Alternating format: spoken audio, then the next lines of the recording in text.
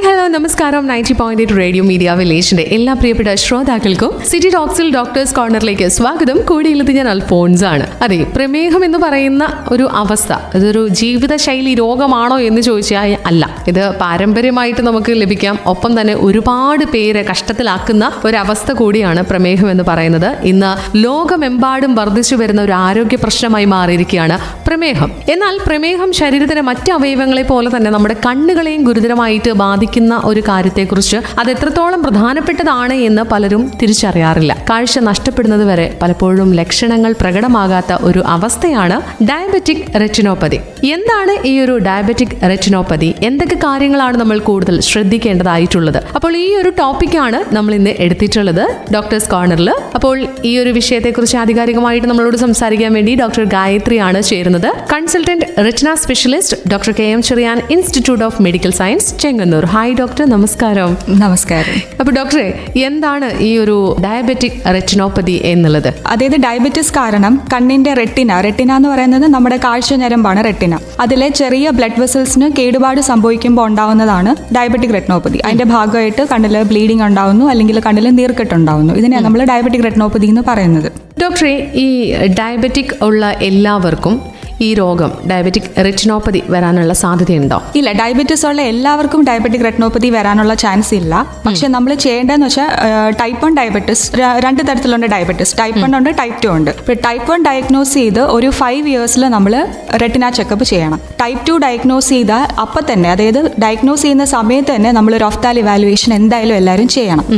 അതായത് മെയിനായിട്ട് നമ്മൾ ചെയ്യേണ്ടത് റെറ്റിനയാണ് ചെക്ക് ചെയ്യേണ്ടത്. കണ്ണിൽ നമ്മൾ മരുന്നൊഴിച്ച് കൃഷ്ണമണി വികസിപ്പിച്ച് കണ്ണിന്റെ ഞരമ്പുകളാണ് നമ്മൾ ചെക്ക് ചെയ്യുന്നത്. അപ്പൊ അതില് എല്ലാവർക്കും ഡയബറ്റിക് റെറ്റിനോപ്പതി വരണമെന്നില്ല. ഇത് പല സ്റ്റേജിലായിട്ടാണുള്ളത്. മിക്കവരിലും ഇത് തിരിച്ചറിയണമെന്നില്ല. കാരണം ഇനിഷ്യൽ സ്റ്റേജസിൽ ആൾക്കാർക്ക് വിഷൻ ലോസ് അങ്ങനത്തെ കാര്യങ്ങളൊന്നും ഉണ്ടാവില്ല. അപ്പൊ നമ്മൾ ചെയ്യേണ്ടതെന്ന് വെച്ചാൽ അറ്റ്ലീസ്റ്റ് ഇയർലി വൺസ് എങ്കിലും നമ്മൾ ഇതുപോലെ ഡയലേറ്റ് ചെയ്ത് റെറ്റിന ചെക്ക് ചെയ്ത് നോക്കണം. ഓക്കെ ഡോക്ടറെ, എന്താണ് ഡയബറ്റിക് റെറ്റിനോപ്പതി എന്ന് പറഞ്ഞു. അതോടൊപ്പം തന്നെ നമുക്ക് ചോദിക്കേണ്ട ഒരു കാര്യം എന്ന് വെച്ച് കഴിഞ്ഞാൽ ഡയബറ്റിക് റെറ്റിനോപ്പതിയുടെ ആദ്യകാല ലക്ഷണങ്ങൾ എന്തൊക്കെയാണ്? രോഗികൾ കൃത്യമായിട്ട് ശ്രദ്ധിക്കേണ്ട കാര്യങ്ങൾ എന്തൊക്കെയാണ്? അപ്പം ഇതിന്റെ മെയിൻ സിംറ്റംസ് എന്ന് പറഞ്ഞാൽ മെയിനായിട്ട് കാഴ്ച മങ്ങുക എന്നുള്ളതാണ് ആൾക്കാർക്ക് അനുഭവപ്പെടുന്നത്. അതായത് ചെറിയ അക്ഷരങ്ങൾ വായിക്കാൻ ബുദ്ധിമുട്ടുണ്ടാവും, അല്ലെങ്കിൽ കണ്ണിന്റെ ഫ്രണ്ടിൽ കൂടെ കറുത്ത പൊട്ടുകൾ കാണുകയും കാഴ്ചയിൽ തിരശീല വീഴുന്ന പോലെ തോന്നുക, അല്ലെങ്കിൽ പെട്ടെന്ന് കാഴ്ച കുറയുക. ഇതൊക്കെയാണ് മെയിനായിട്ട് ആൾക്കാരിൽ ഉണ്ടാവുന്നത്. ഓക്കെ, ഈ ലക്ഷണങ്ങൾ കണ്ടു തുടങ്ങിയ ഉടനെ നമ്മൾ ഡോക്ടറെ കാണണമെന്ന് പറയുന്നുണ്ട്. അതെ, ആദ്യമേ തന്നെ നമുക്ക് കൊടുക്കാൻ പറ്റുന്ന ഒരു ട്രീറ്റ്മെന്റ് എന്താണ്? ഇപ്പം അത് ഡയബറ്റിക് റെറ്റിനോപ്പതി പല സ്റ്റേജിലാണുള്ളത്. അതായത് മൈൽഡ് ടു മോഡറേറ്റ് സ്റ്റേജ് എന്ന് പറഞ്ഞാൽ നമുക്ക് മെയിനായിട്ട് ഡയബറ്റിക് കൺട്രോൾ ആണ്. അതായത് പ്രോപ്പർ ആയിട്ടുള്ള ഗ്ലൈസെമി കൺട്രോൾ ചെയ്യുക, ഷുഗർ നിയന്ത്രിക്കുക. അതാണ് മെയിനായിട്ട് നമുക്ക് ചെയ്യാനുള്ളത്. ഇതിലും അഡ്വാൻസ്ഡ് ആയിട്ടുള്ള സ്റ്റേജിലോട്ട് പോകുന്നതെന്ന് വെച്ചാൽ കണ്ണിൽ ബ്ലീഡിംഗ് ഉണ്ടാവുക, അല്ലെങ്കിൽ കണ്ണിൽ അബ്നോർമൽ ആയിട്ടുള്ള ബ്ലഡ് വെസൽസ് ഡെവലപ്പ് ചെയ്യുമ്പോഴാണ് നമ്മൾ മെയിനായിട്ട് ചെയ്യുന്ന ചികിത്സ എന്ന് പറഞ്ഞാൽ ലേസർ ട്രീറ്റ്മെന്റ് ആണ്. ഇതല്ലാതെ കണ്ണിന്റെ റെറ്റിന, അതായത് കാഴ്ച ഞരമ്പിനെ നമ്മൾ മാക്കുല എന്നാണ് പറയുന്നത്, ആ ഭാഗത്ത് നീർക്കെട്ടുണ്ടാവുകയാണെങ്കിൽ നമ്മൾ മെയിൻ ആയിട്ടുള്ള ട്രീറ്റ്മെന്റ് എന്ന് വെച്ചാൽ ഇൻട്രാവിട്രിയൽ ഇഞ്ചക്ഷൻസ് ആണ് ചെയ്യാറുള്ളത്. ഓക്കെ ഡോക്ടർ, ഈ ഡയബറ്റിക് റെറ്റിനോപ്പതിക്ക് ഇന്ന് ഒരുപാട് നൂതനമായിട്ടുള്ള ചികിത്സാ രീതികൾ അവൈലബിൾ ആണ്. അതിൽ പ്രധാനമായിട്ട് ഇപ്പോൾ വരുന്നത് ലേസർ ചികിത്സയാണ്. ഈ ലേസർ ചികിത്സയും അതോടൊപ്പം കണ്ണിലെ ഇഞ്ചക്ഷനുകളും എത്രത്തോളം ഫലപ്രദമായിട്ട് മാറാറുണ്ട്?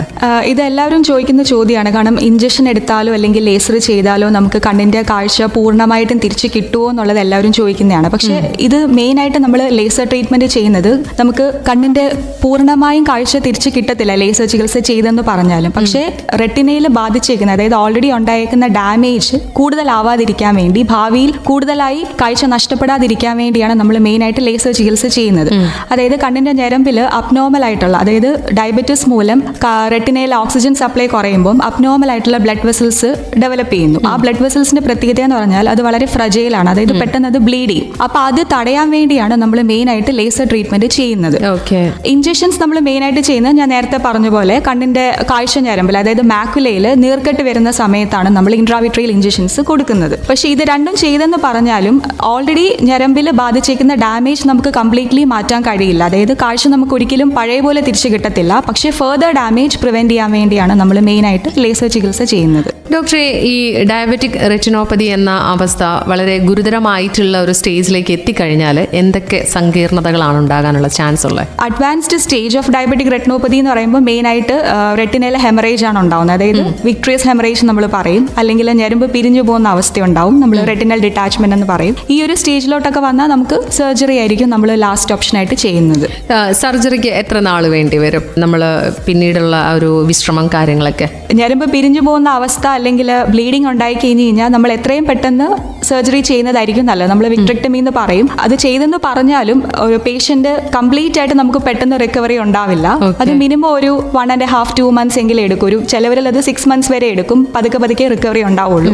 എന്നാലും നമുക്ക് കാഴ്ച പഴയ പോലെ പൂർണ്ണമായും തിരിച്ചു കിട്ടണമെന്നില്ല. ഓക്കെ ഡോക്ടറെ, ഇപ്പോൾ ഡയബറ്റിക് റെറ്റിനോപ്പതി എന്തൊക്കെ കാര്യങ്ങൾ ശ്രദ്ധിക്കണം എന്നതിനെ കുറിച്ചൊക്കെ പറഞ്ഞു. ഇപ്പം നമുക്കറിയാം ഏതൊരു രോഗാവസ്ഥയ്ക്കും പ്രധാനപ്പെട്ട ഒരു റീസൺ ആയിട്ട് പറയുന്നത് ലൈഫ് സ്റ്റൈൽ ചേഞ്ചസ് ആണ്. ഏതൊക്കെ രീതിയിൽ നമുക്ക് നമ്മുടെ നിത്യജീവിതത്തിൽ മാറ്റങ്ങൾ വരുത്തിക്കൊണ്ട്, അല്ലെങ്കിൽ നമ്മുടെ ഭക്ഷണ രീതിയിൽ തന്നെ മാറ്റങ്ങൾ വരുത്തിക്കൊണ്ട് ഈ പറയുന്ന പോലെ ഡയബറ്റിക് റെറ്റിനോപ്പതി എന്ന ഈ ഒരു അവസ്ഥയിൽ നമുക്കൊരു മോചനം? തീർച്ചയായിട്ടും നമ്മൾ പ്രത്യേകിച്ച് നമ്മൾ ഫസ്റ്റ് ഓഫ് ഓൾ ചെയ്യേണ്ടത് ഡയബറ്റിസ് നമ്മൾ കൺട്രോളിൽ വെക്കുക, ഷുഗർ ലെവൽസ് കൺട്രോളിൽ വെക്കുക, പിന്നെ ഡയറ്റ് നിയന്ത്രിക്കുക, സ്ഥിരമായ വ്യായാമം, പുകവലി ഒഴിവാക്കുക, പിന്നെ ഷുഗർ കൺട്രോൾ, മെയിനായിട്ട് ഷുഗർ കൺട്രോൾ.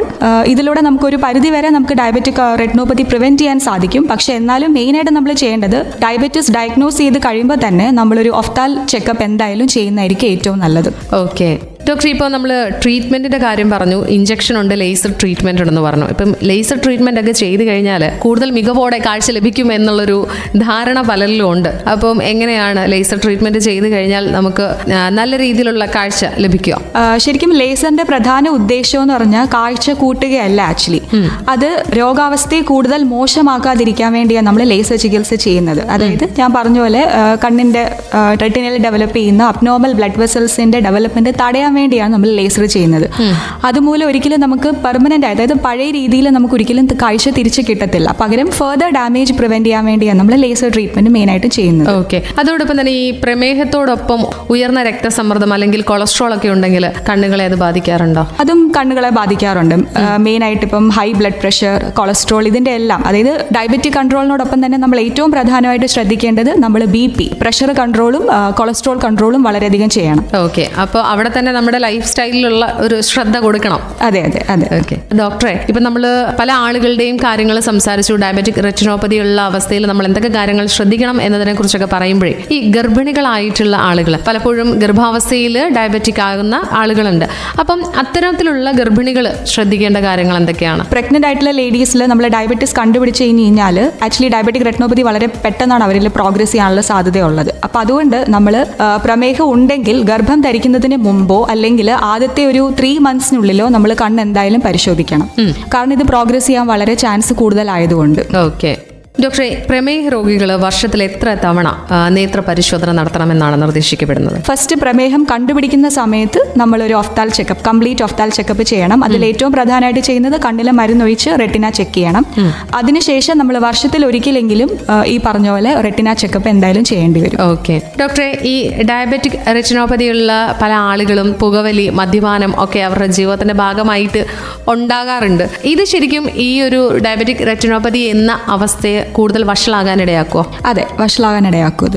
ഡയബറ്റിക് റെറ്റിനോപ്പതി എന്ന വിഷയമാണ് ഇന്ന് സിറ്റി ടോക്സിൽ ഡോക്ടേഴ്സ് കോർണറിൽ നമ്മൾ ചർച്ച ചെയ്തത്. ഡോക്ടർ ഗായത്രിയാണ് നമ്മുടെ കൂടെ ഉണ്ടായിരുന്നത്. Consultant retina specialist doctor KM Cherian, institute of medical science, Chengannur. ഡോക്ടറെ, താങ്ക് യു സോ മച്ച്. വളരെ ഡീറ്റെയിൽ ആയിട്ട് തന്നെ നമുക്ക് ഈ ഒരു വിഷയത്തെക്കുറിച്ച് നമ്മുടെ കൂടെ ചേർന്ന് പറഞ്ഞു തന്നു. ഒത്തിരി സ്നേഹം, സന്തോഷം. റേഡിയോ മീഡിയ വില്ലേജിലേക്ക് വന്നതിന് ഹൃദയപൂർവ്വം നന്ദി പറയാണ്. Thank you so much.